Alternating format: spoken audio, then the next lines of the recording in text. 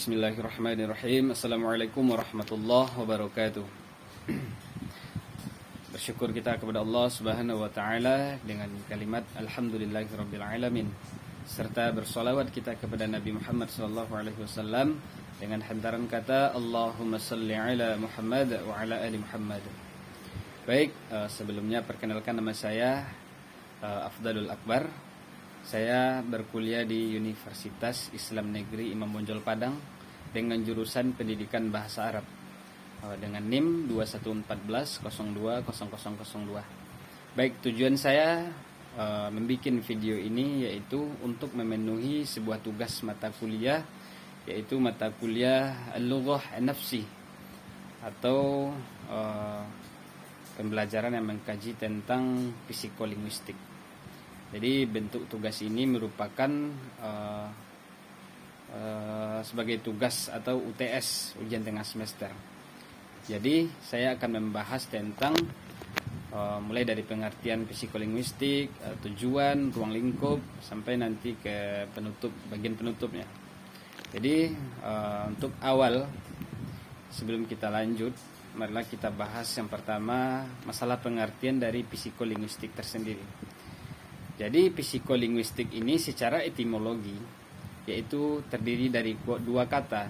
Yang pertama psikologi, kemudian kata yang kedua adalah linguistik. Makanya sering disebut sama orang psikolinguistik. Jadi kita bahas satu persatu. Yang pertama tentang psikologi. Jadi psikologi ini apa? Itu perilaku berbahasa atau proses berbahasa. Jadi sedangkan ilmu linguistik yaitu ilmu yang mengkaji tentang bahasa dari segi fonologi, morfologi, sintaksi, dan semantik. Kemudian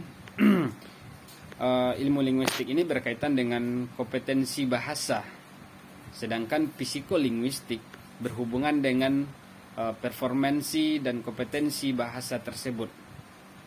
Kemudian masuk kita kepada ada beberapa pendapat para ahli yang mengatakan atau pengertian dari psikolinguistik ini. Pertama yang mengatakan yaitu pendapat Emon Beach, yaitu dia mengemukakan sebuah pendapat pada tahun 1964. Dia mengatakan bahwa psikolinguistik ini adalah ilmu yang meneliti bagaimana sebenarnya para pembicara atau pemakai suatu bahasa membentuk, membangun, atau memperoleh bentuk atau mengartikan sebuah kalimat bahasa tersebut. Kemudian menurut para ahli yang kedua, menurut Terford, yaitu dia mengemukakan pada tahun 1972,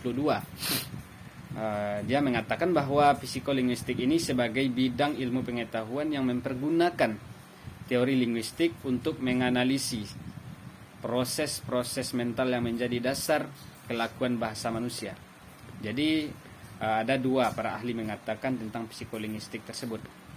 Jadi dari beberapa definisi sebelumnya dapat kita simpulkan bahwa psikolinguistik ini adalah studi tentang bagaimana proses psikologis terjadi saat seseorang berkomunikasi dengan mengucapkan kalimat yang didengar dan bagaimana kemampuan berbahasa diperoleh melalui proses komunikasi.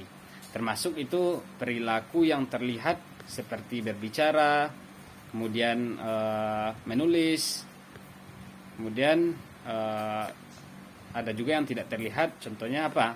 Seperti pemahaman dan pemrosesan bahasa. Nah, jadi itulah definisinya. Kemudian kita bahas pula apa itu tujuan dari psikolinguistik ini.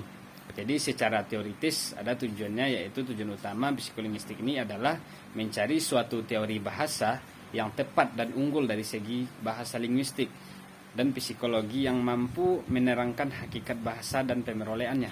Nah, jadi itulah tujuan dari psikolinguistik ini.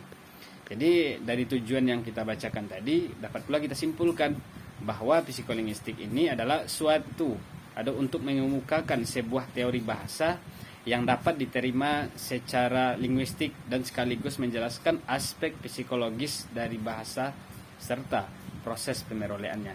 Nah, jadi itulah kesimpulan yang dapat kita ambil dari pengertian atau tujuan utamanya psikolinguistik ini. Kemudian kita bahas pula selanjutnya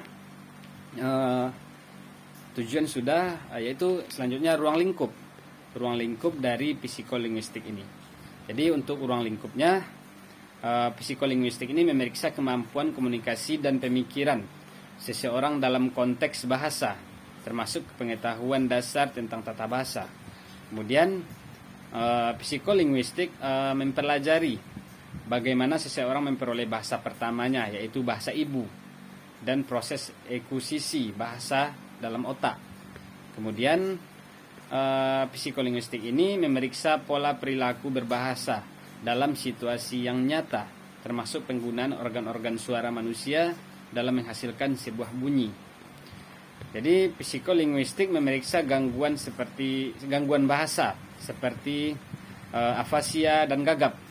Psikolinguistik ini mempelajari bagaimana proses persepsi ujaran terjadi, melibatkan pendengaran, penafsiran, dan pemahaman terhadap suara yang dihasilkan oleh penutur.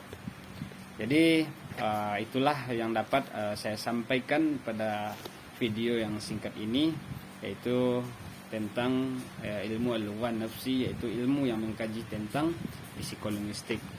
Sudah kita bahas tadi pengertian secara etimologi, ada 2 kata. Kemudian kita bahas pula tadi menurut para ahli, ada 2 para ahli yang mengatakan tadi kan apa itu psikolinguistik. Kemudian kita bahas tujuannya apa, tujuan dari psikolinguistik itu. Kemudian kita simpulkan juga maksud dari tujuan itunya apa. Kemudian yang terakhir kita telah menyebutkan ruang lingkup dari psikolinguistik tersebut.